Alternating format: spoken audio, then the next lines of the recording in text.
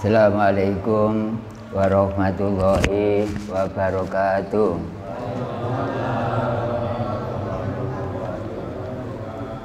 Ila hadratin Nabil Mustafa Rasulullah Muhammadin sallallahu alaihi wasallam wa ala alihi wa ashabi ajmain. Lahumul Fatihah.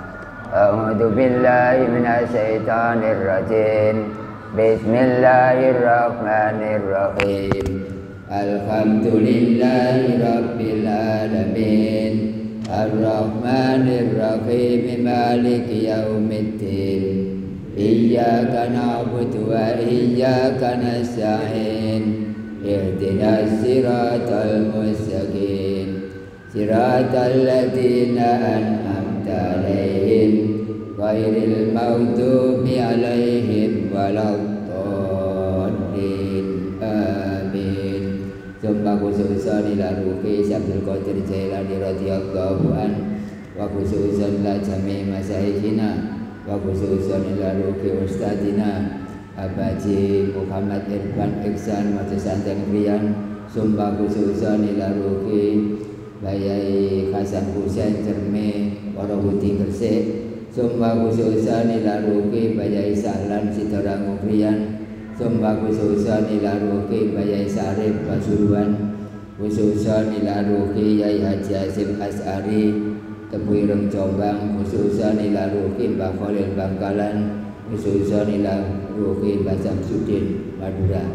Wa ila arwahi min abaina wa ummahatina wa ikhwanina wa ustadina minal muslimin wal muslimat wal mu'minina wal mu'minat ajmain. Lahumul Fatihah.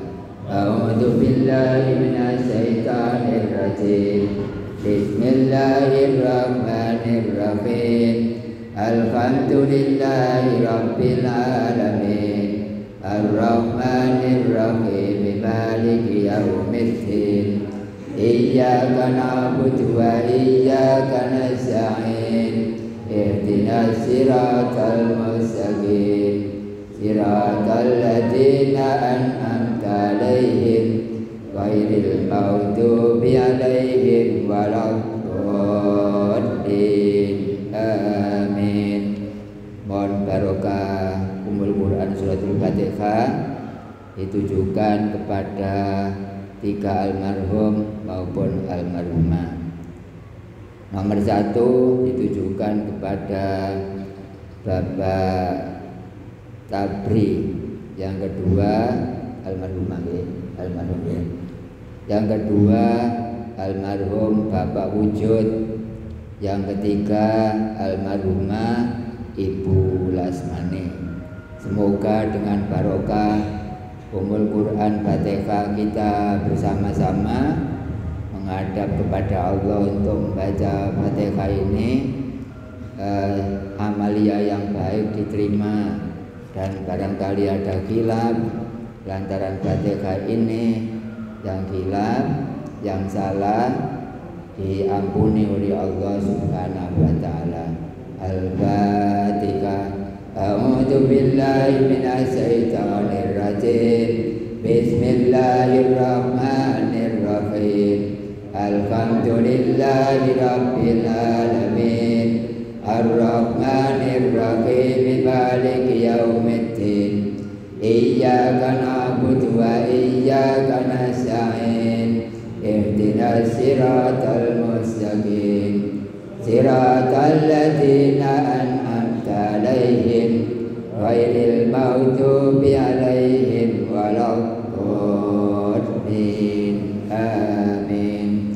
Tidak lupa pula kepada semua jamaah musholla Khalifah Ali, semoga semuanya ini mendapat hidayah oleh Allah Subhanahu wa taala, sehingga barangkali setelah hari raya ingin mengerti kepada Tuhan yang sebenarnya, betul-betul mendapat hidayah dari Allah. Al-Hadiniyah. Al-Fatihah. A'udzu billahi minasy syaithanir rajim. Bismillahirrahmanirrahim. Alhamdulillahi rabbil alamin. Ar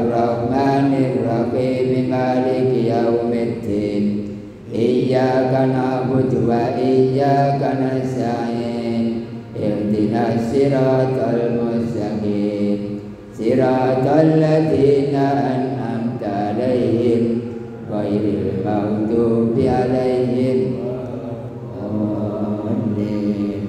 Amin. Apa itu? Betul. Mohon maaf kepada jamaah semuanya.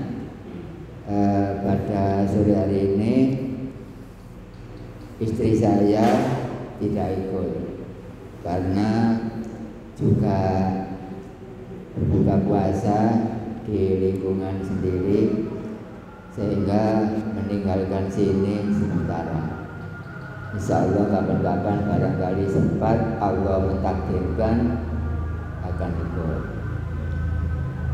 Dan untuk Mas Sofik mohon diambilkan kacamata di mobil, tapi sebelah kiri nggak saya kunci, bisa dibuka. Untuk jamaah YouTube yaitu cabang 13 ruang 1 sampai ruang 22, semuanya yang saya hormati, sore hari ini acara rutin dalam rangka menjelang buka puasa selama dalam bulan Ramadan. Saya ada di Kecamatan Waru, tempatnya adalah Bedoro, RT 3 RW 4, dan barangkali ada jamaah yang ingin mengikuti ke sini selain jamaah Bedoro ini, maka mereka juga diperbolehkan untuk hadir bersama-sama yaitu dengan kami. Nanti kira-kira 20 menit sebelum kami akhiri ada waktu Bapak Ibu untuk tanya jawab. Boleh. Dan memang saya ngaji ini untuk memikirkan nasibnya umat, orang-orang atau umat yang kurang jelas kepada Tuhannya. Insya Allah saya siap untuk mengarahkan ke arah sana. Tapi ini karena ngajinya umum, jadi ya keterangannya bebas, kondisional. Jamaah semuanya, pada sore hari ini yang kita bahas atau saya terangkan adalah sunnah puasa. Ini kalau nggak lupa, yaitu sunnahnya puasa antara lain adalah nomor 1, memperbanyak sedekah. Kita praktekkan dengan acara berbuka puasa. Nanti kan banyak sedekah itu. Nah, ini antara lain sunnahnya puasa. Apabila nanti di sini ada tadarusan, ada yang membawa tahu, ada yang membawa roti, ada yang membawa gempuk, itu termasuk bagian dari sedekah. Sedekah dengan jariah itu lain apa sama? Sedekah dengan jariah lain ya. Kalau sedekah ini masanya nggak seberapa lama, seperti halnya makanan dan minuman. Berapa sih lamanya makanan? Kalau yang 2 hari nggak sampai, itu sudah basi. Dan akhirnya kita atur dengan supaya agak awet sedikit masanya, kita masukkan pada kulkas, itu supaya awet. Tapi tetap makanan dan minuman termasuk sedekah. Kalau jariah lain. Kalau jariah itu bahannya atau barangnya adalah lama, tahan lama. Seperti hanya ini AC, itu bukan sedekah tapi jariah. Ini meja atau dampar atau bangku ini termasuk jariah, bukan sedekah. Kalau karak Jariah apa sedekah ya. Makanan minuman adalah sedekah. Itu adalah yang pertama memperbanyak sedekah atau sedekah. Hal seperti ini sudah banyak kita laksanakan masing-masing, baik itu di langgar maupun di masjid atau di jalan raya sana. Apa yang kita berikan kepada mereka yang bukan barang yang lama masanya adalah sedekah. Kemudian yang kedua adalah ibadah malam, disebut qiyamul lail. Qiyam itu adalah mendirikan, laili itu malam, berarti mendirikan sholat pada malam hari, seperti halnya sholat hajat. Yang kedua sholat istiqoroh. Yang ketiga sholat tasbih. Yang keempat sholat mutlak. Sudah banyak sekali. Itu dilaksanakan pada malam hari. Kalau siang hari boleh, tapi sayang waktunya kurang khusyuk. Itu adalah ibadah pada malam. Tapi jangan lupa sholat sunnah, sholat wajib kita nyembah kepada yang punya sifat qidam. Apa mas qidam itu? Adalah dahulu. Jadi kita sembahyang sunnah, sembahyang malam, siang, wajib dan lain-lain, itu adalah menyembah kepada yang punya sifat qidam. Qidam artinya adalah dahulu. Bumi belum ada, langit belum ada, isi bumi langit belum ada, Allah sudah ada lebih awal lagi. Nah, lebih awal itu namanya qidam. Sifat nomor 2. Tapi ini ngaji termasuk umum, campur sesuai dengan kondisi yang saya butuhkan. Berarti panjenengan kalau ingin mengetahui terus yang saya sembah, baik sembahyang malam atau siang atau wajib atau sunnah, itu yang mana? Nah, seperti ini insya Allah saya atau guru lain siap untuk mengarahkan kepada panjenengan semuanya untuk menyembah, mentaati perintah dari yang punya sifat qidam. Sifatnya siapa? Adalah sifatnya Allah. Itu yang kita laksanakan ibadah kita atau menyembah seperti itu, ya harus berhadapan dengan yang disembah. Apalagi puasa Ramadan, ya tentu kita harus mengetahui kepada yang menyuruh puasa bulan Ramadan. Dan niatnya sudah kemarin kita dengar bersama tentang nawaitu dan niatnya. Kemudian yang ketiga sunahnya apa? Puasa Ramadan itu adalah membaca Al-Quran. Makanya kita mengadakan tadarusan. Kalau sini, kalau jam terakhir untuk membaca Al-Quran jam berapa ini? Kalau di sana jam 10, ya lebih dikit nggak apa-apa. Kalau jam 10 mik atasnya dimatikan. Oke, kalau salon di dalam boleh. Itu secara umum kok. Sudah secara umum baca Al-Quran tadarusan supaya tidak terlalu mengganggu masyarakat umum suaranya. Akhirnya yang atas sana itu dimatikan, cukup yang dalam atau tanpa pengeras suara. Itu biasa kita laksanakan. Dan Al-Quran diturunkan bukan untuk hanya dibaca, tapi adalah untuk dilaksanakan.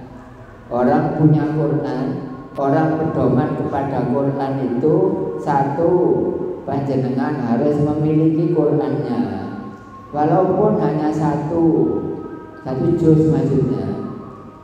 Gak apa-apa. Pertama, jenengan harus memiliki.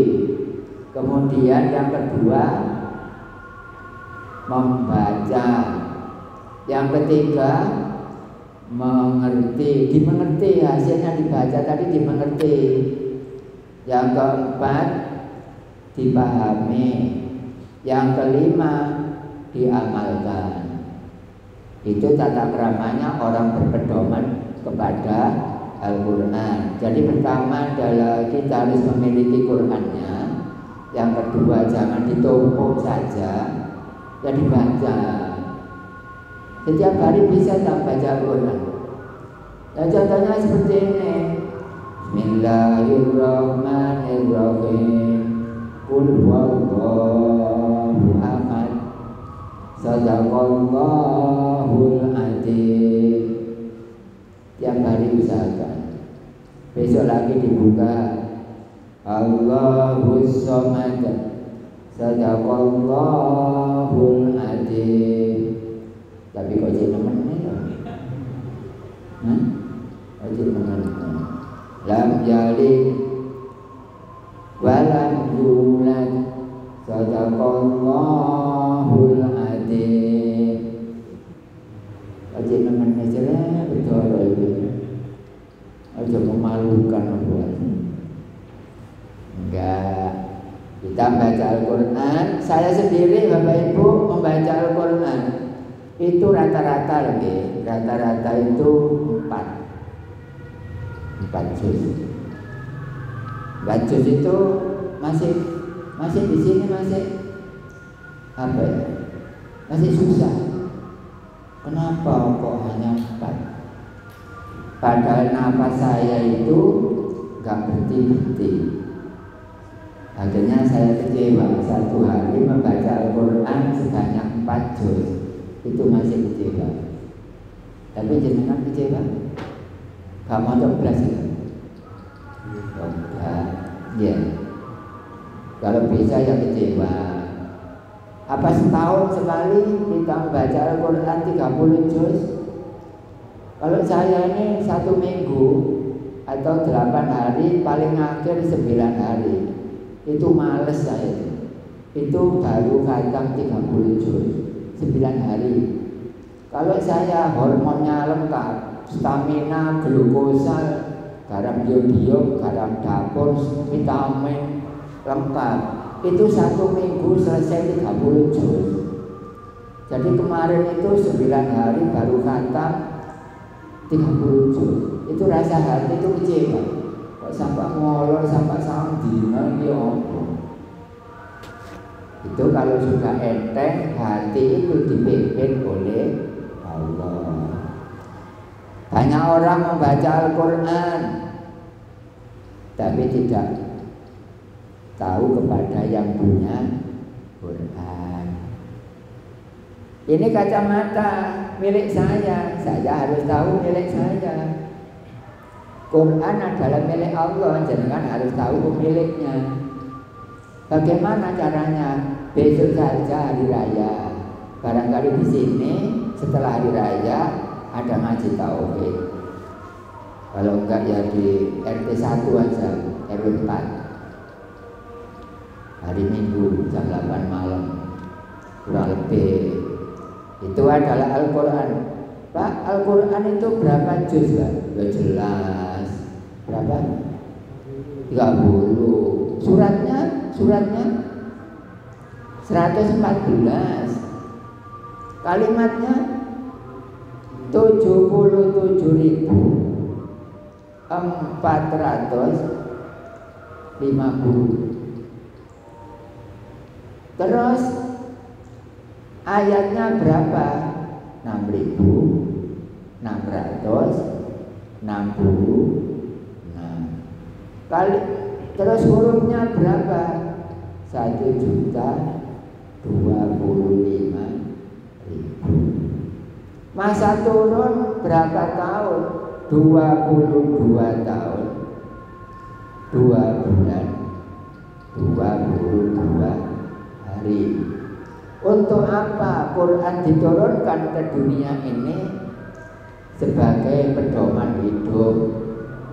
Kalau orang sana mengatakan way of life, cara hidup, untuk hidupnya orang atau manusia ini bagaimana diatur, ditata dalam kitabullah, yaitu Al-Quran. Al-Quran ada dua, ada Al-Quranul Karim, ada Al-Quran Qadim. Kalau Al-Quranul Karim adalah sebangsa makhluk, karena Quran terdiri dari kertas dan tinta, itu Al-Quranul Karim. Tapi kalau Al-Quranul Qadim adalah yang punya Al-Quran.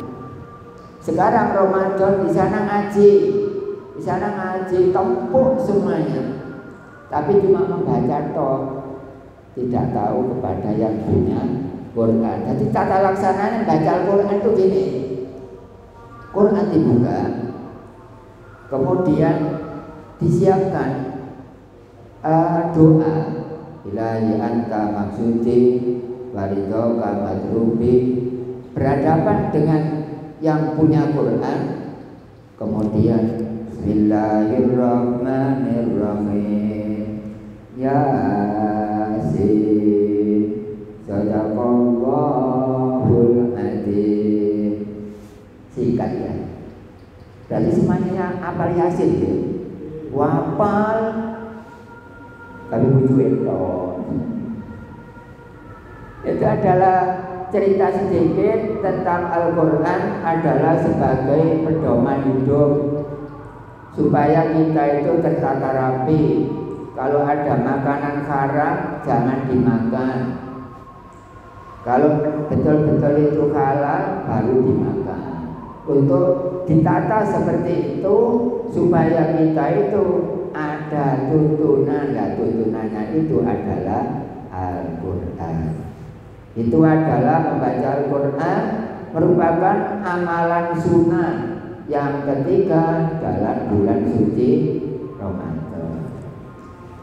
Kemudian sunnahnya, amalan sunnah yaitu pada bulan Ramadan antara lain adalah mendirikan sholat taraweh. Mendirikan sholat taraweh sudah biasa, ayatnya sudah tertata rapi mulai Al-Hakumut sampai An-Nas.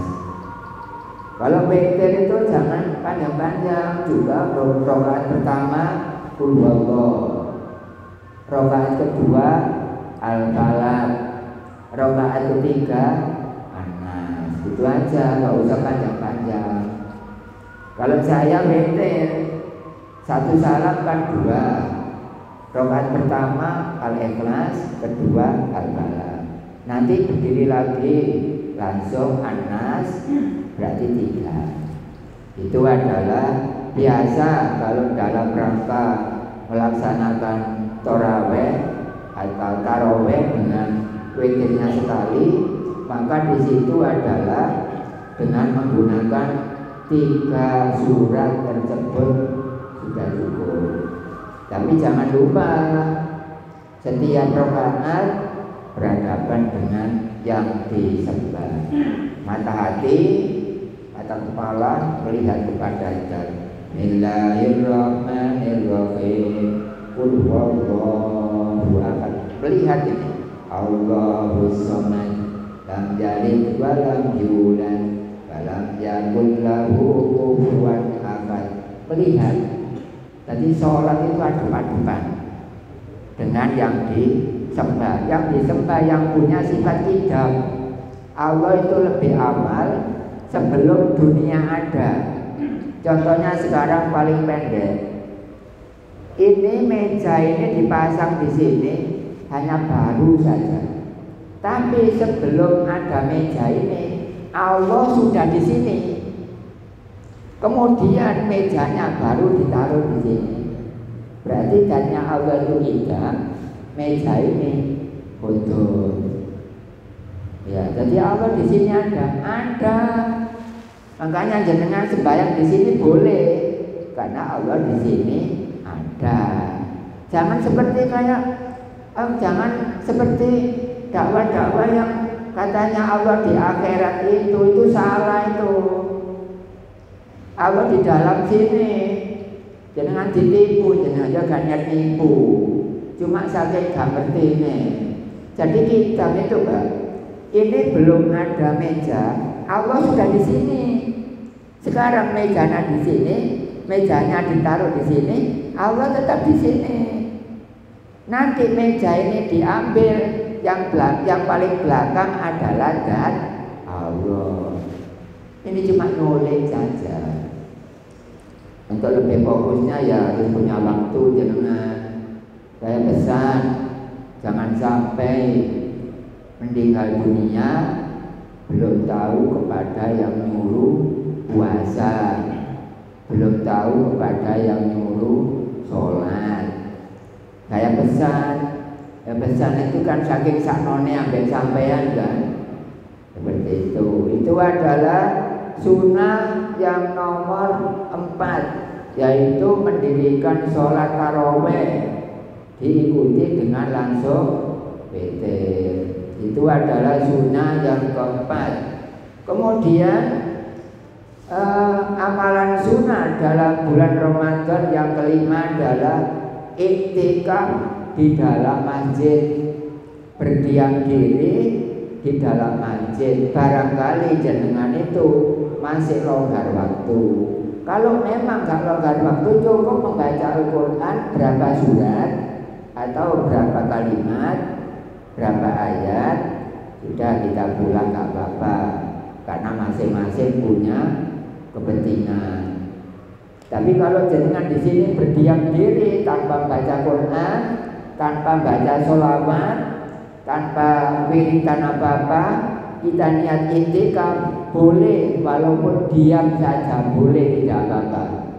Itu namanya iktikaf, artinya adalah berdiam diri di dalam masjid. Nah, kalau ini musola, ya iktikaf di dalam musola. Sama aja masjid dengan musola. Saya kira cuma ini lebih kecil, kalau masjid itu lebih besar. Nanti ada pertanyaan, ini apa maghribnya ini setengah 6 setengah 6 lebih 8. Ya, ini ngaji saya lama ini Pak, karena sekarang masih belum jam 5. Jadi saya ngaji sini 2 jam kurang berapa itu. Gak apa-apa, nanti jenengan saya kasih waktu untuk bertanya deh. Silakan bertanya. Gak muring-muring Pak, enggak. Gak apa-apa. Ini kapan-kapan walaupun gak ngaji misalnya, terus saya diundang untuk tanya jawab toh, boleh, gak apa-apa. Kalau ini kan ngaji. Nah, besok kalau ada acara takmir masjid, takmir musola, seberdoro ini dikumpulkan, lalu saya ditanya, boleh gak apa-apa. Saya siap supaya jenengan mengerti apa yang sekarang masih belum ngerti. Enak bahasa Jawa ke Indonesia? Kalau saya terangkan ini Pak, campur ya? Paling-paling bila cukup sego campur. Es campur, sego campur, tahu campur. Jadi bahasanya bahasa campur gitu. Kalau bahasa Arab ya bahasa Inggris juga gitu. Itu adalah nomor 4. Kemudian nomor 5 yaitu iktikaf di dalam masjid. Nomor 6 sunahnya dalam bulan puasa adalah mengakhirkan sahur. Kalau masjid corong atau kasetnya sudah berbunyi, Qul a'udzu birabbin nas, malikin nas, ilahin nas, min syarril waswasil khannas, alladzi yuwaswisu fi sudurin nas, minal jinnati wan nas. Semua harus stop.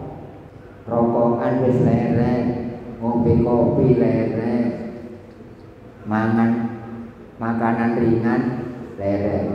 Ojo sampai kecapan terus. Batasnya Qul a'udzu birabbin nas. Setelah itu sudah kita selesai untuk niat fardu karena Allah. Jangan lupa mengetahui, berhadapan, melihat kepada yang diniati. Fardu karena Allah, mata hati melihat kepada zat-Nya Allah.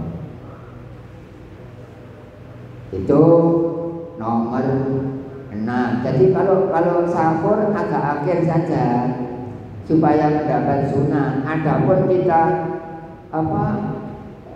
sahurnya itu jam 1 enggak apa-apa. Tapi tidak mendapat sunnahnya. Sunnahnya itu kita akhiri kalau sahur, kita awali kalau berbuka puasa. Bicara syariat. Kemudian yang nomor 7 adalah menyegerakan berbuka puasa. Nah ini menyegerakan berbuka puasa seperti kan kemarin kan kita praktekkan. Begitu langsung adzan kita akan makan dulu. Gak apa-apa. Tapi yang penting gak sampai terlalu lama loh ya. Kalau saya biasanya di rumah itu minum dulu sedikit, kemudian makan apa yang perlu dikit aja, kemudian berangkat ke masjid. Setelah ke masjid saya pulang, kemudian makan. Setelah makan istirahat sebentar, masjid sudah bunyi, sudah lama bunyinya. Tapi minumnya jangan terlalu banyak minum yang berwarna. Kalau yang minuman air putih ini kita kalahkan, yang berwarna terus kita utamakan, maka lama-lama efeknya, resikonya ke ginjal. Jadi yang benar minumlah 1 aqua, barangkali jenengan membah aqua, 1 dihabiskan, kemudian makan apa yang perlu, sudah berangkat ke langgar ke masjid. Setelah itu pulang makan. Setelah makan kita selesai, gak minum air putih gak apa-apa. Kita biasanya rokokan, silakan rokokan. Karena biasanya setelah merokok itu nanti badannya agak kuat, agak segar maksudnya. Terus atau minum kopi sekedar setengah saja agar terawih nanti tidak terlalu lemas. Pulang dari sana minumlah 1 saja aqua. Setelah itu kita ingin makanan berwarna, carilah makanan yang manis. Tapi sampai kasih jaraknya kira-kira ya 10 menit. Jangan langsung. Kemudian besok kalau menjelang sahur, maka kita utamakan habiskan 2 aqua kecil, yang kecil ukuran pendek, Mbak, 2. Kemudian makan. Setelah makan, minumlah kopi, nggak usah banyak, setengah atau 3/4. Sudah puasa kita rasanya enak. Itu pun kita punya teori masing-masing. Makanya kalau setelah asar saya ngaji sampai 3 juz, nggak ada lelah. 3 juz setelah asar. Karena sekarang ini saya ngaji di sini, ya nggak ngaji tadi.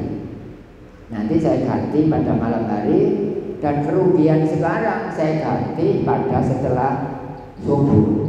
Jadi 1 hari membaca Qur'annya itu 4 juz. Jadi targetnya paling tidak ya 8 hari lah. Itu sesuai walaupun di luar bulan Ramadan. Kemudian nomor 8 adalah yang terakhir dari sunnah dalam bulan Ramadan, berdoa saat berbuka puasa. Bagaimana Pak doanya? Nah, kemarin saya baca bersama, Allahumma barik lana bima rozaqtana wa qina adzabannar. Barangkali kita sempat, saya kok lupa. Enggak apa-apa. Itu adalah sunnah sebanyak 8 amalan, yaitu di dalam bulan Ramadan. Selebihnya saya kasih waktu untuk jam pertama, lalu jam kedua nanti juga ada pertanyaan. Sekarang silakan Bapak Ibu, barangkali ada perlu tanya dan dirancang dari rumah, boleh bertanya di sini. Saya nggak marah-marah karena sudah pernah tanya jawab di tidak jauh dari Masjid Ngampel sana, nggak ngaji tapi tanya jawab toh menghadapi orang 44. Akhirnya saya jawab dengan otak yang dingin. Silakan siapa bertanya. Monggo Bapak. Assalamualaikum warahmatullahi wabarakatuh.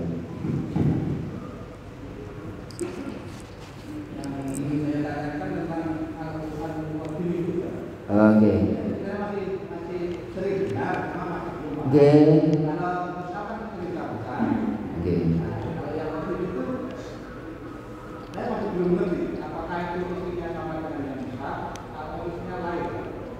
Oke.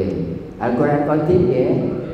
Saya tadi memberi penjelasan Al-Quran itu ada 2. Ada yang Quran yang dahulu, ada Quran yang belakangan. Yang belakangan ya Quran yang kita punya itu tidak topon di sebelah masjid atau di sana itu Al-Quranul Karim itu.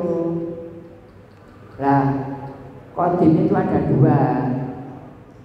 Ada Qadim nurut syar'i, ada Qadim nurut hakiki. Yang Qadim nurut syar'i adalah dunia belum ada, Al-Quran sudah jadi, tapi tidak ada tulisan, tidak ada kertas. Itu Al-Quranul Qadim, hakikatnya syariat. Nah, tersimpan pada studio rekaman dunia Lauhul Mahfuz. Turunnya nggak satu lah, langsung tidak. Ada orang kafir mengatakan, ayo nyembah ke Tuhanku Muhammad. 1 minggu misalnya, saya akan menyembah Tuhanmu 1 minggu. Turun surat Al-Kafirun. Ada peristiwa dunia kontras bahwa Allah itu lebih dari 1. Akhirnya Allah menurunkan surat Al-Ikhlas. Demi 1, akhirnya ngumpul 30 juz yang di Lauhul Mahfuz sebelum turun ke dunia. 30 juz, dan sekarang juga 30 juz. Tapi Quran yang di Lauhul Mahfuz dengan yang di sini berbeda. Karena di sini menggunakan tulisan, menggunakan kertas. Kalau di sana tidak. Nah, itu Qadim yang kedua. Qadim yang pertama, yang punya Al-Quran. Berarti yang punya Al-Quran itu siapa? Apa? Di mana? Kayak apa? Berapa? Sopo? Opo? Kapan?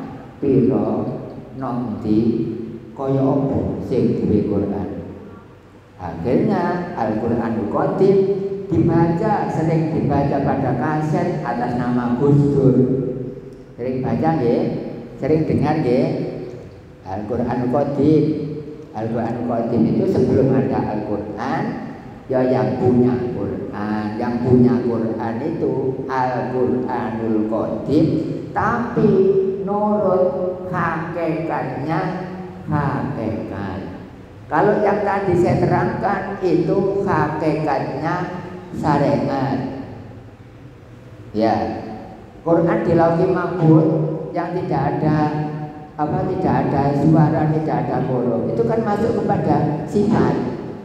Masuk kepada sifat, itu Al-Qur'an Qadim, tapi menurut hakikatnya syariat. Kalau yang punya Quran itu hakikatnya hakikat. Jangan besok kalau mengikuti ngaji tauhid saya akan saya terangkan yang lebih jelas lagi, karena berpedoman Al-Qur'an, berpedoman kitab. Kalau di sini kan cuma sekedar ngisi waktu. Jadi Al-Qur'an Qadim itu siapa? Yang punya Quran. Quran itu ada punya apa enggak? Ada, tapi orang-orang banyak baca Quran, tapi sampai tahun sekian belum tahu kepada yang punya Quran. Ya besok Mas ngaji tauhid Mas, supaya tahu Quranul Qadim.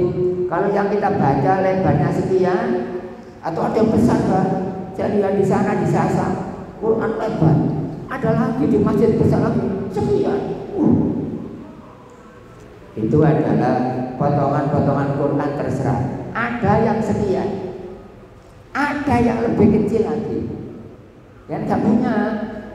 Kalau saya punya lebih kecil dari ini. Nah itu namanya Istanbul. Quran terlalu kecil, sangat kecil. Juznya sama, surat-suratnya sama. Tapi mungkin di sini nggak ada yang punya mungkin ya. Apa? Jawaban saya, yang punya Quran itu yang dinamakan Al-Qur'anul Qadim. Sumber dari Al-Qur'an. Sumbernya di mana?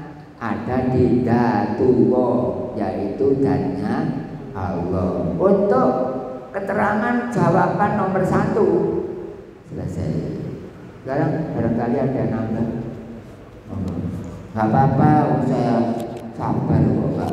Gak marah-marah. Oke, gitu. Udah dikabel itu. Sholat tarawih. Ya. Sholat isya. Terkadang ini imam mengabaikan sholat isya.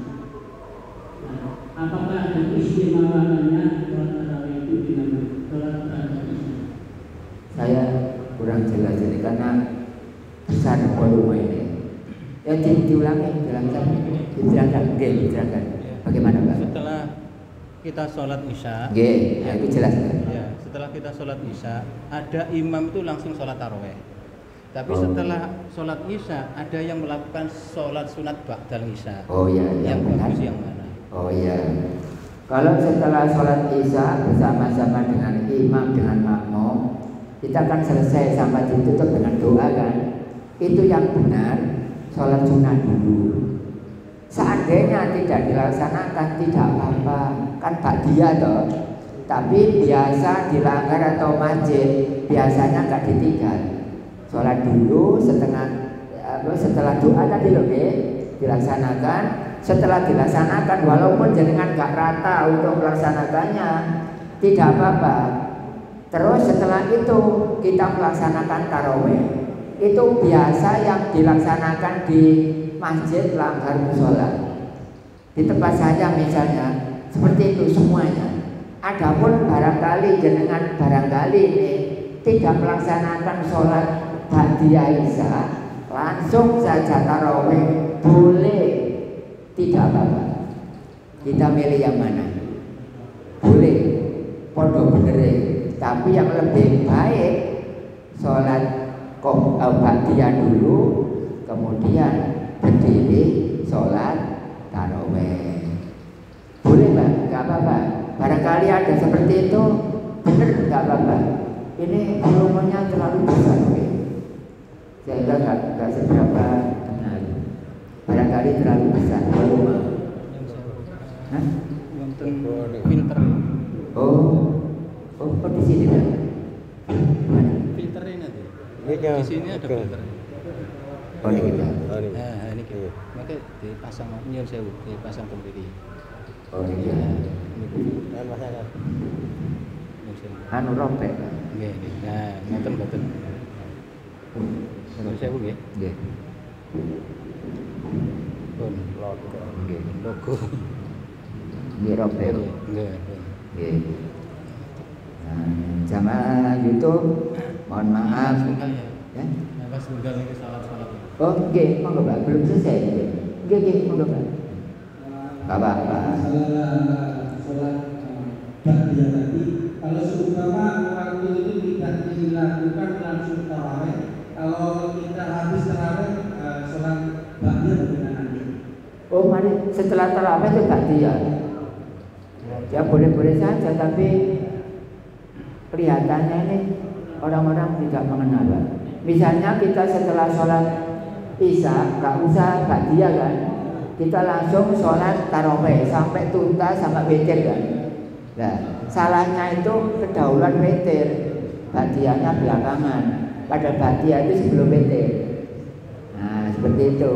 Jadi yang lebih sehat, yang lebih pas, yang lebih benar, kita setelah sholat Isya, setelah didoai oleh seorang imam, kemudian kita masing-masing berdiri. Itu pun jenengan tidak berdiri gak apa-apa, tapi ada waktu untuk melaksanakan ba'diyah sholat Isya. Ba'diyah jenengan gak melaksanakan, hanya orang 4 misalnya, gak apa-apa, tapi waktunya harus ada.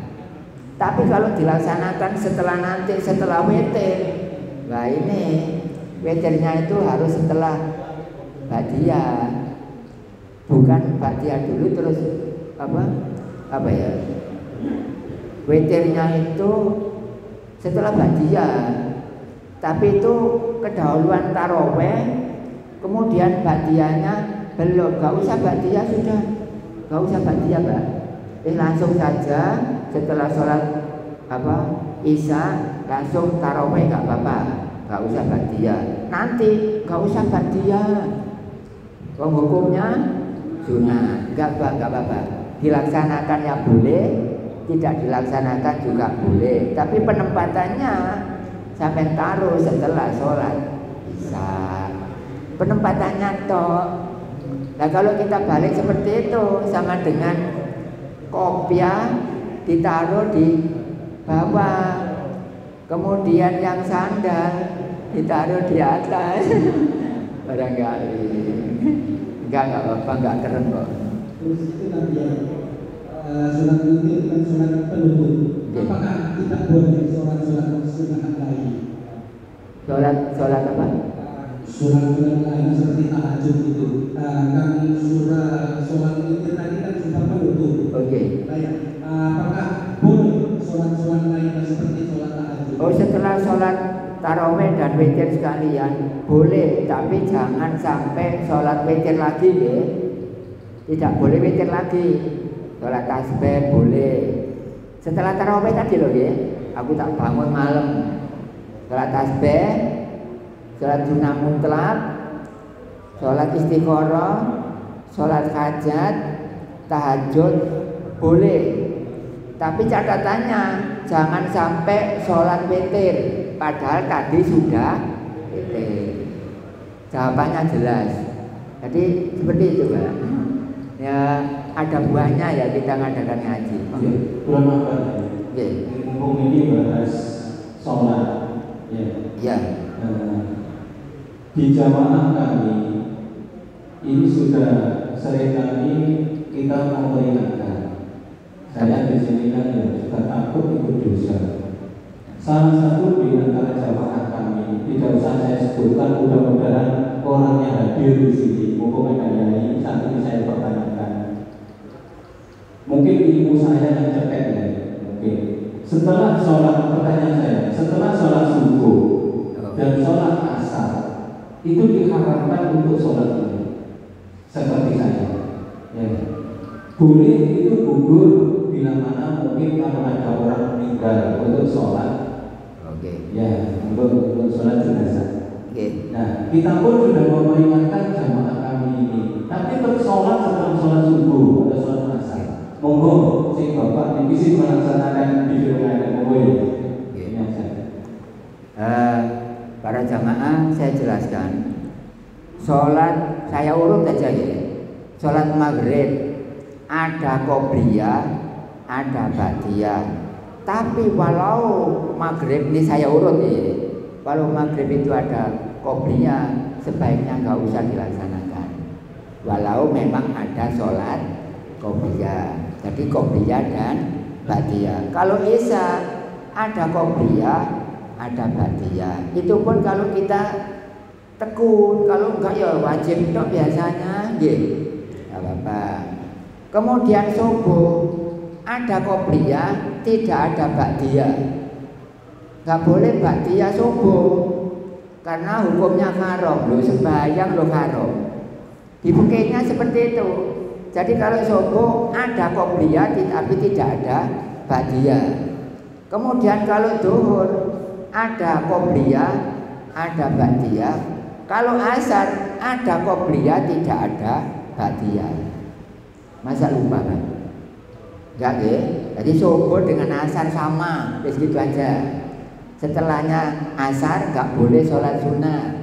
Setelahnya subuh nggak boleh sholat sunnah, kecuali kalau ada sholat kepentingan, gerhana pas jam sekian. Tapi kan buatan sholat ba'diyah kan, nah, ada kepentingan kan, nah itu lain lagi. Dan gerhana kan waktunya bebas.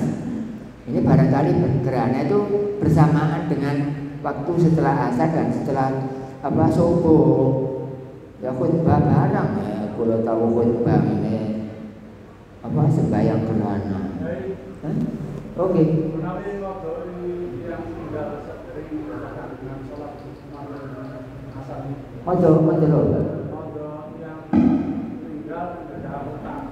Oke.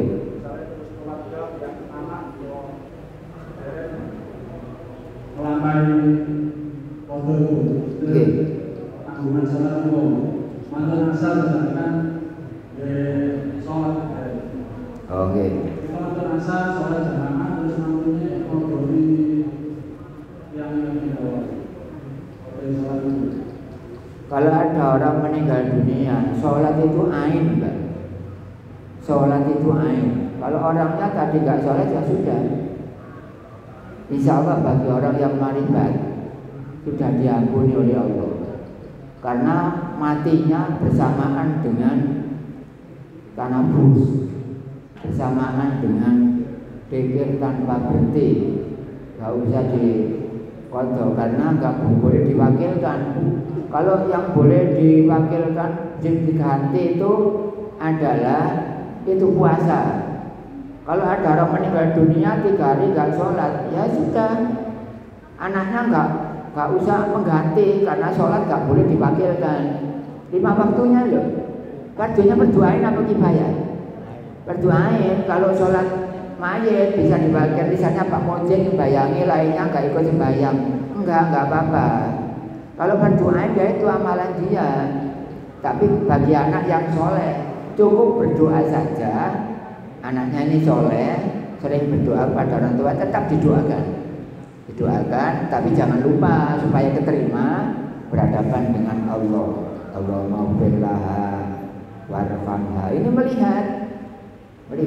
Allahumma firlaha warhamha wa afiha wa fu'anha. Melihat itu lebih cukup daripada sholat wajib tapi digantikan oleh anaknya. Kalau puasa Ramadan tetap diganti. Misalnya orang meninggal dunia dalam bulan Ramadan, hari kedua meninggal dunia, maka 3, 4, 5, 6, 7 sampai terakhir itu diganti dengan beras. Katakanlah 6 on kali 28 diganti. Kalau sembahyang tidak. Allah sudah tahu rata-rata orang mati, rata-rata badannya kotor dan gak sempat sembahyang 5 waktu, sudah dimaafkan oleh Allah. Tapi asalkan dzikirnya pas mati, dzikirnya berhenti. Nah, itu yang saya maksud. Ya, itu jawaban saya adalah puasa saja yang diganti. sholatnya tidak usah dikodok. Yang kodok itu orangnya, yang bersangkutan, bukan jenengan. Tapi kalau jenengan banyak pemikiran, gak wis gak gantenane, ya silakan, gak apa-apa. Gak apa-apa. Tapi hukum Islam tidak mengatur seperti itu kita sendiri secara pribadi boleh, gak apa-apa. Dan setelah saya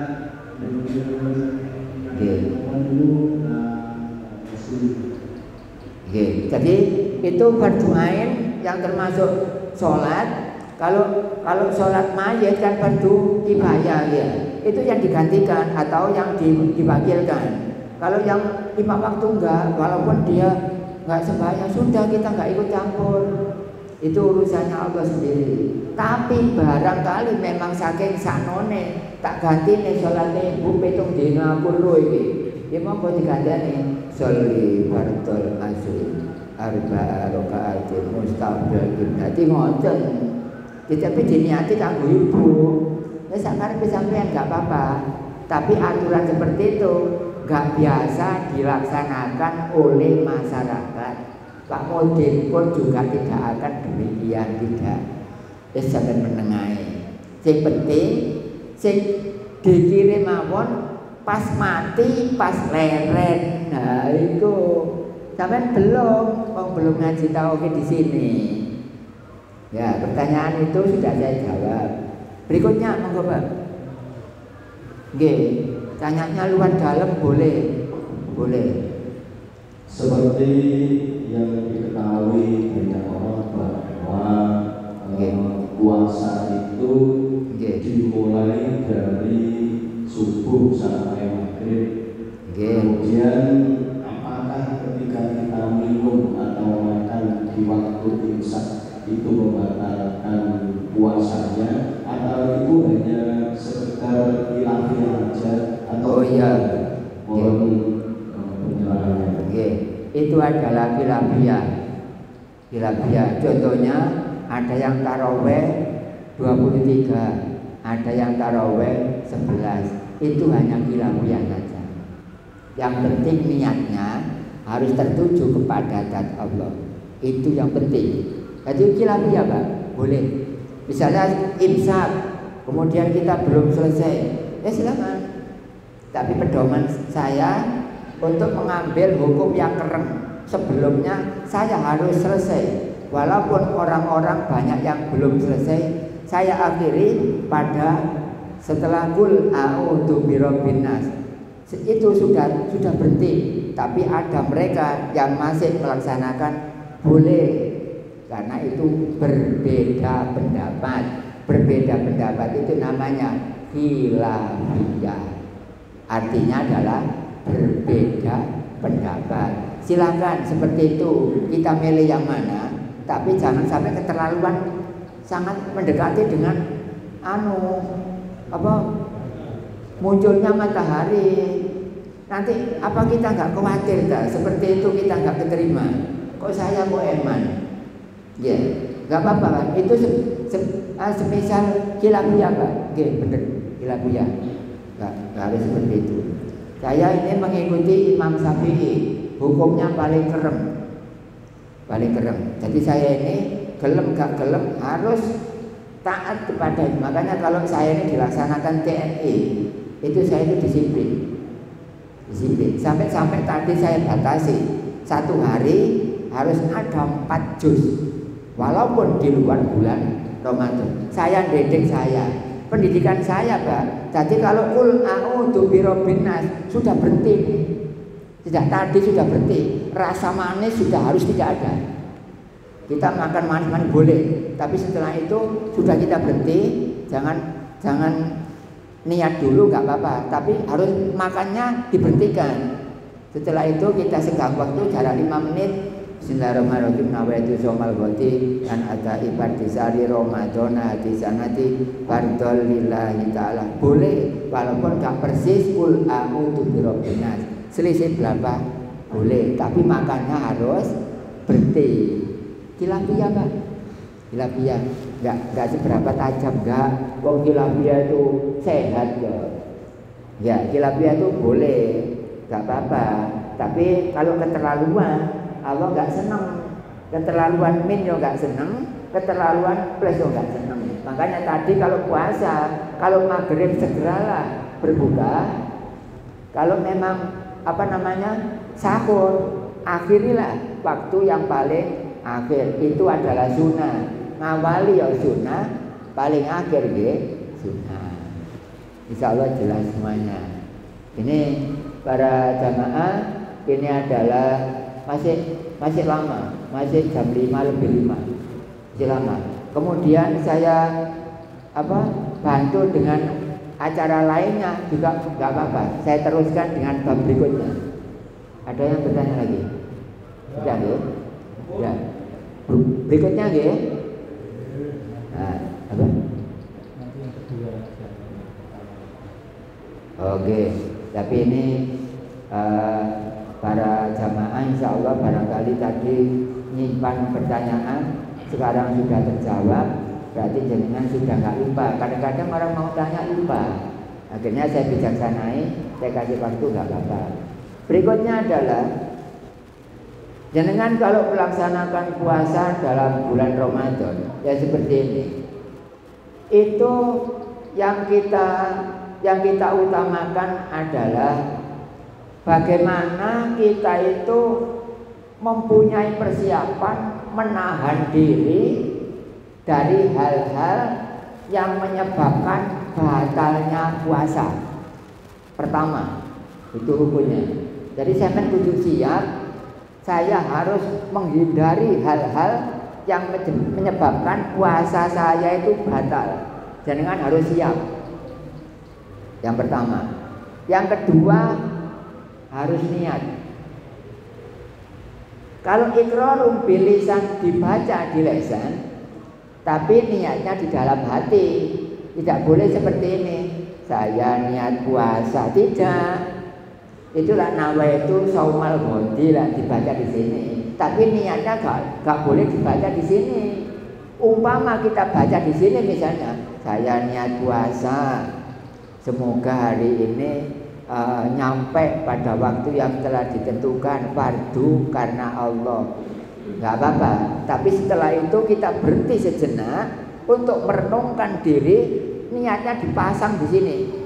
Oleh karena itu kalau saya niat sampai 3 kali saya, misalnya seperti ini, mata hati sinkron dengan mata kepala, niat Bismillahirrahmanirrahim. Nawaitu somal ghadian ada ibadah sehari Ramadan di sanati fardholillahi ta'ala. Kemudian saya berhenti sejenak. Nah seperti itu. Atau bersamaan boleh. Nawaitu somal ghadian ada ibadah sehari Ramadan di sanati fardholillahi ta'ala. Boleh. Tapi biasa yang saya laksanakan, setelah sini berhenti, langsung saya berhenti sejenak untuk merenungkan diri sedalam-dalamnya, berhadapan dengan Zatullah. Kalau saya ragu, saya ulangi lagi. Kalau saya ragu, saya ulangi lagi. Jangan sampai gagal dalam rangka gara-gara niat. Oleh karena itu niat kita secara syariat diterima.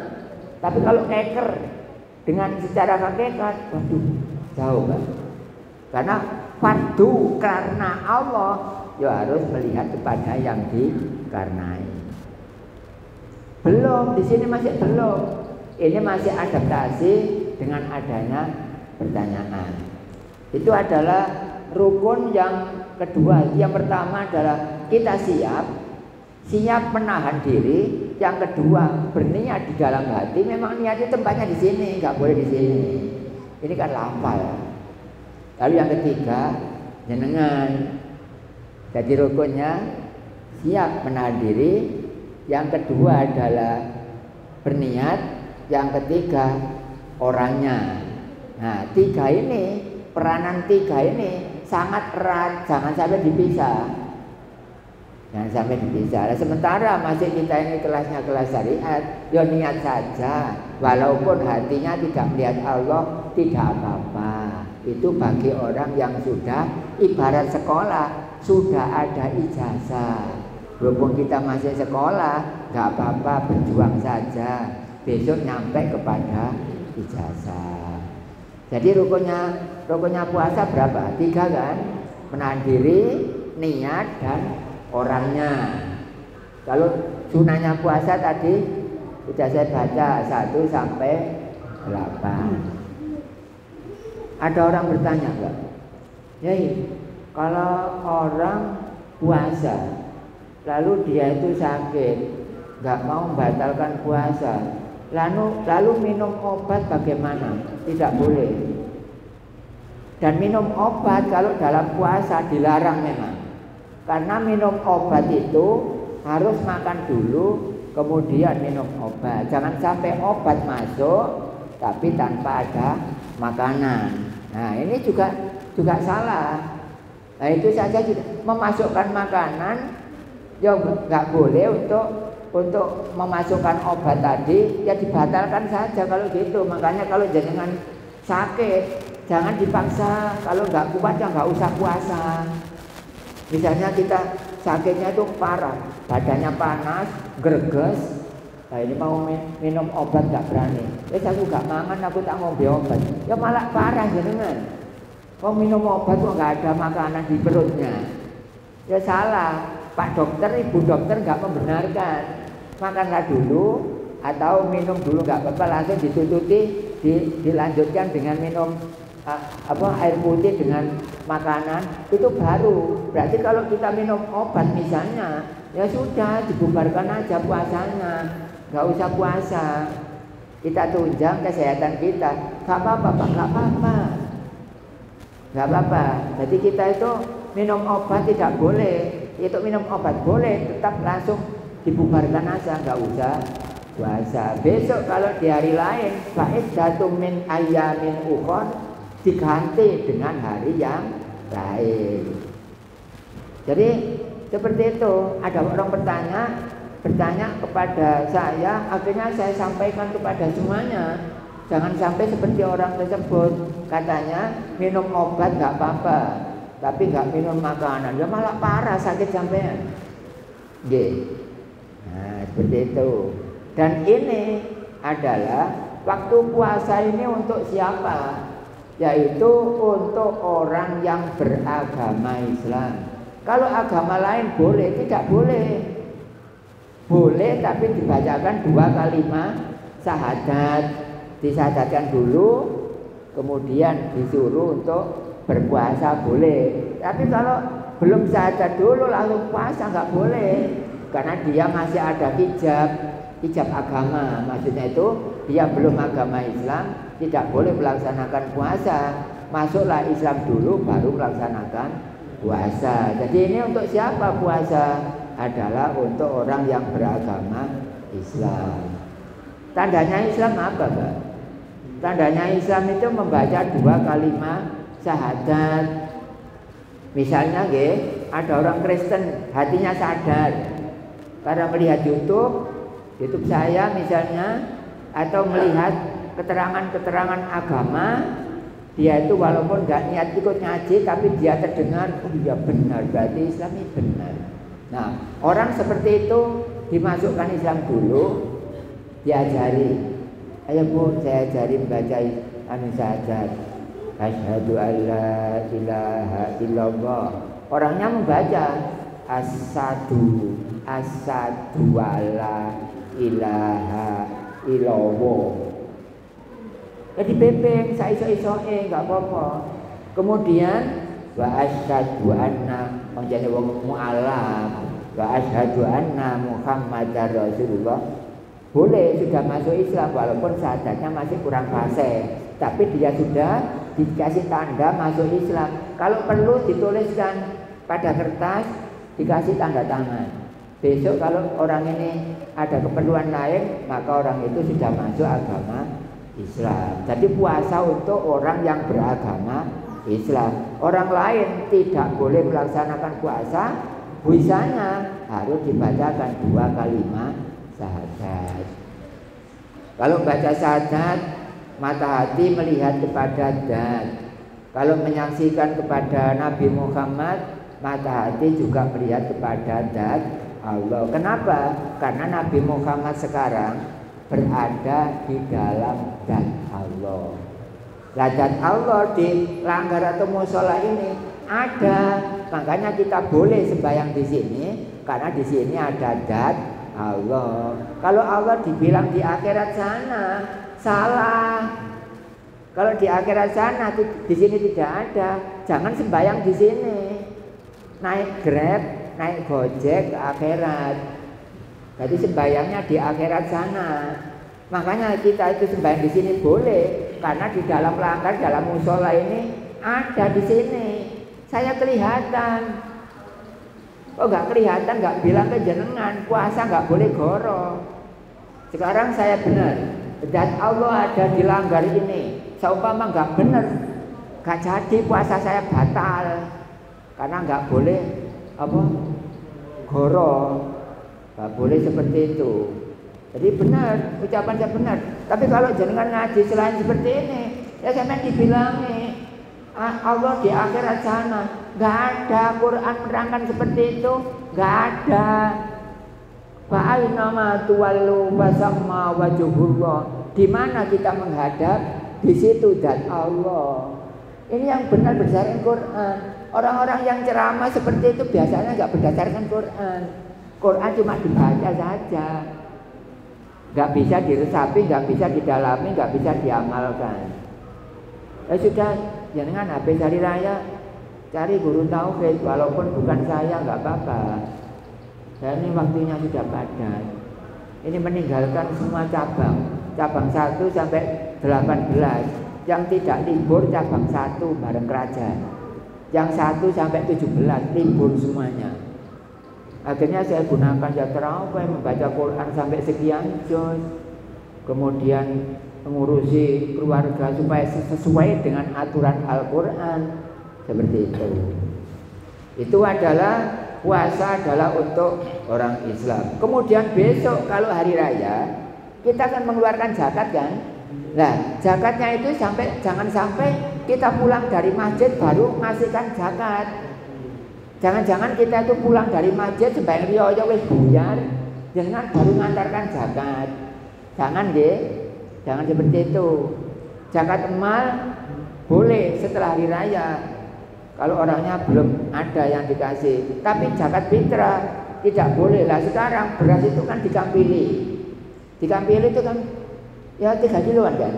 Nah itu jangan ambil peniti atau jarum, kita tusukkan ke dalam plastik ya, langsung masuk, kita kasih lebar dikit, dilebarkan dikit, kemudian kita berdoa nawaitu an ukhrija zakatal fitri an nafsi fardhol lillahi ta'ala. Berarti sejenak membenarkan niatnya masuk, jadi mulut kita berhadapan dengan lubang. Jadi berasnya jangan dikasih seperti itu, dilubangi dulu dikit, walaupun hanya 1 jarum lah. Jadi niati di lubangnya itu nawaitu an ukhrija zakatal fitri an nafsi fardhol lillahi ta'ala. Saya didik jenengan. Kalau kemarin nggak ada pengetahuan seperti itu, nggak apa-apa. Kemudian yang terima zakat takmir sini misalnya didoai, ajarakallahu bima ataita wa barakallahu bima abqaita wa ja'alallahu laka tahuran bi rahmatika ya arhamar rahimin. Setelah itu diikat lagi, ditaruh di sana.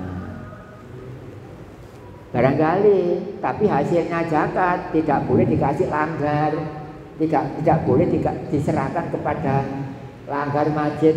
Langgar masjid gak berhak nerima zakat. Yang berhak itu orang. Kalau orang gak berhak nerima jariah, yang nerima itu masjid, langgar dan musola, madrasah dan lain-lain. Jadi besok kalau jenengan menjadi panitia sini, kita kumpulkan aja. Ya walaupun nggak satu-satu, nggak dikumpulkan saja. Nanti kalau sudah penuh sekian banyak, tangan kita taruh. Bismillahirrahmanirrahim. Ajarakallahu bima ataita wa barakallahu bima abqaita wa ja'alallahu laka tahuran bi rahmatika ya arhamar rahimin. Itu adalah doa untuk menerima zakat fitrah. Enggak, doa untuk menerima zakat fitrah. Kalau saya nggak seperti itu Pak, tahun-tahun kemarin Enggak seperti itu. Enggak apa-apa. Sekarang saya kasih pendidikan. Loh, ada datangnya saya ke sini memberi nilai tambah. Apabila ada kekurangan, ya enggak apa-apa. Semua manusia punya kekurangan kok. Bapak Ibu, ini adalah jam 5:20. Masih kurang 18 menit. Tapi nanti jam setengah 6 lebih 33 saya akhiri, karena jenengan biasanya kan mempersiapkan diri untuk makanan ya. Saya kasih waktu 5 menit, cukup nggak? Kalau nggak cukup ya 8 menit tadi, kan maghribnya kan setengah 6, 8 menit kan ya kira-kira. Itu sudah saya lihat hari ini. Ini masih belum. Itu kalau zakat mal. Kalau zakat mal itu tetap orangnya sebanyak berapa misalnya. Kita punya uang 200.000. Oleh gak 200 apa wong duit 8 juta. 8 juta, 1 jutanya kan 25 ya. Nah, 25 itu setiap 1 juta, berarti kali 8 kan 200. Misalnya ada orang 6, ya 200 dibagi 6. Kalau orangnya 10, ya 200 dibagi orang 10. Kalau 200 orangnya cuma 2, ya 100-an. Tapi kasihkan kepada yang lebih dekat, yang jauh belakangan aja. Itu zakat mal. Makanya jangan kalau punya perdagangan, misalnya di sini kan banyak perdagangan kan, kita belanja, hasil itu ditaruh, kemudian kita dapat uang dari orang, kemudian belanja lagi, kita total. Ramadan yang minggu terakhir kita total. Bahan ini ditotal, walaupun nggak persis. Oh ini 16 juta. Lalu lemnya berapa? Ini saya total 4 juta. Ditotal semuanya. Kemudian barang-barang yang lain ditotal semuanya. Ngumpul berapa? Itu kita zakati, caranya seperti itu. Nah, misalnya kita punya kendaraan, ada setoran dari sana. Ini, kemudian banyak blendos, kemudian beli, masuk lagi setoran, kemudian mobilnya kecelakaan, badani TAK, terakhir Ramadan di total, waduh ini cuma sisa 5 juta, berarti jangan zakatnya 25.000 kali 5. Kalau nanti kurang jelas supaya nelpon saya, nggak apa-apa. Saya ini guru tauhid, tapi syariatnya matem. Kenapa? Mengambilnya aplikasi dari aplikasi tauhid. Saya ini orang tauhid, Pak, muwahhidin namanya. Tapi syariatnya nggak kena semua gitu. Syariatnya kena semua. Jadi saya ditaruh di sini, ya cocok. Karena dengan teman saya ini orang syariat. Ditaruh pada tauhid, YouTube, ya cocok. Karena saya ini adalah orang hakikat. Jadi saya ini luas dalam. Kok corot ban jobo ambek jero. Nah, kalau orang-orang bantuan dong, nggak ada dalamnya. Pertanyaan tentang zakat, yang lainnya apa? Ya nggak ikut dong, enggak. Ini bapak-bapak supaya mendoai anaknya, nggih. Kalau anaknya sebanyak berapa, jangan doai semuanya, Pak. Yang mendoai bapaknya. Kalau ibunya minta, ini tak doanya ada ini, ya jangan kasihkan. Ya, sesuai dengan namanya, nawaitu an zakat fitri an waladi Ahmad Fardhon Lillahi Ta'ala, terus kita ikat, kita taruh pada dia dibawa ke pondok. Kemudian anaknya karena sebanyak berapa gitu ditaruh lagi pada madrasah, anaknya sekolah di madrasah. Kemudian satunya lagi sekolah di mana? Di SD, ditaruh di sekolah SD. Yang satunya ditaruh di langgar, gitu caranya. Oh jadi digelebetno kabeh, kumono kabeh dibagi. Kalau saya satu rumah itu sebanyak berapa? Sebanyak 6. Satu di sana, satu di sana, satu di sana. Masjid saya kasih 2. Saya dengan itu saya taruh di masjid. Anak-anak saya taruh pada sekolahnya masing-masing. Seperti itu. Jangan ditaruh 3 langsung. Jangan. Ada 8. Itu adalah keterangan yang saya sampaikan. Ya, berikutnya barangkali ada G, monggo Pak. G. Oke. Ngoten man Pak, saya mboten. Nggih. Iki anjing yang beriman. Nggih. Mitra nggih. Iku manusia saya wonten. Nggih. Malahan dugi. Nggih. Nah, nggih. Ini kula ningali kadang-kadang umur ini boten sadar. Ya dong. Disukani resek abangan benar. Itu kan pengurangan. Bosku ini. Kalau disukani nakal, kan ada kurang bakal. Saya disukani itu panitia ya. Oke.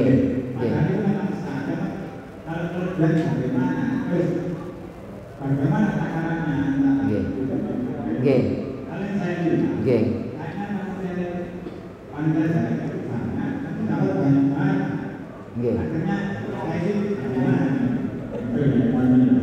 Ini Pak, zakat itu yang menerima zakat atau yang takmirnya atau panitianya itu namanya amil namanya. Amil itu dikasih walaupun orangnya kaya. Misalnya jenengan kaya punya trek 4, tapi jadi panitia zakat kan, itu tetap dikasih. Jangan sampai jadi kayak wong soge. Jangan seperti itu. Hukum Islam seperti itu, Pak. Jadi kalau ada panitia, misalnya misalnya panitianya ini orang kaya-kaya, nggak apa-apa, tapi tetap dikasih karena itu amil ada 8. Yang kata. Dibagi rata, Pak. Baik panitianya maupun per rumahnya. Jadi dibagi rata. Misalnya orangnya sebanyak 100. Sebanyak 100 kemudian panitianya yang pasti aja. Panitianya nggak boleh semua. Panitianya paling nggak ya 5 lah, saya anggap seperti itu. Kalau kasus seperti itu, misal kita mencari yang berhak menerima zakat fitrah di luar wilayah kita, nggak apa-apa. Di luar wilayah itu sebenarnya di dalam wilayah sendiri, Pak. Iya, jadi mungkin dari Bapak Abah tadi kan yang menerima zakat fitrah yang berhak itu lebih sedikit dibandingkan dengan amilnya. Amilnya itu mungkin lebih banyak. Oh, oke. Kalau amilnya lebih banyak, itu kurang sehat, Pak. Kurang sehat.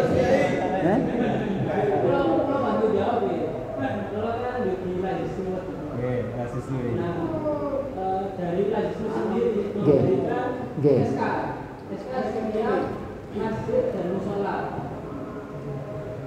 Masjid dan musola, Setiap masjid dan musola yang menerima zakat itu memiliki SK masing-masing. Dan yang di dalam SK itu amilnya, di lain itu bukan amil. Itu tulisan dari Lasis Nuwaru. Lasis Nuwaru. Oke. Ya, jadi amil itu yang ada di SK. Selain di dalam SK itu tidak termasuk dalam amil. Itu hanya relawan saja.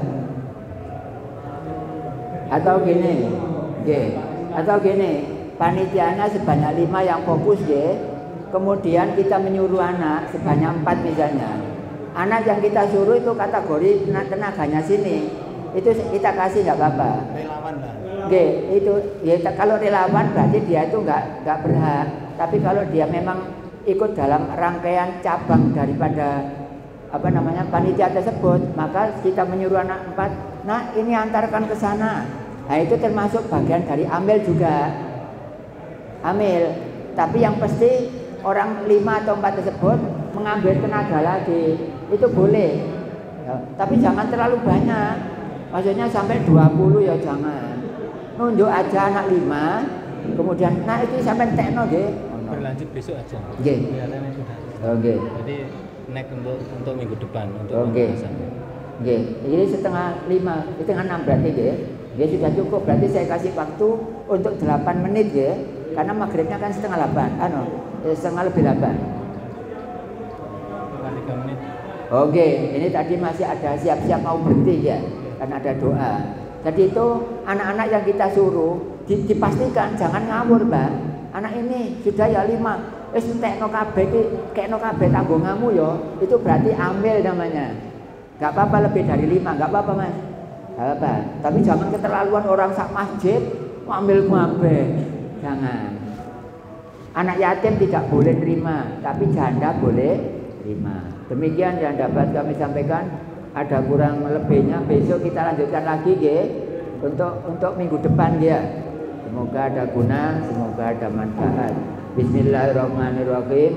Allahumma sholli wa sallim ala sayyidina Muhammad wa ala ali sayyidina Muhammad. Alhamdulillahi rabbil alamin. Allahumma inna nas'aluka salamatan fid din wa afiyatan fil jasad wa ziyadatan fil ilmi wa barakatan fil rizqi wa taubatan qoblal maut wa rahmatan indal maut wa maghfiratan ba'dal maut. Allahumma win alaina sakratil maut. Rabbana ighfir lana wa li ikhwanina alladziina sabaquna bil iman wa la taj'al fi qulubina illa lil ladziina amanu. Rabbana innaka ra'ufur rahim. Rabbana atina fid dunya hasanah wa fil akhirati hasanah wa qina adzabannar. Wa sallallahu ala sayyidina Muhammadin wa ala alihi wa sahbihi wa sallam. Subhana rabbika rabbil izzati amma yasifun wa salamun al mursalin walhamdulillahi rabbil alamin. Akhirul kalam. Assalamualaikum warahmatullahi wabarakatuh.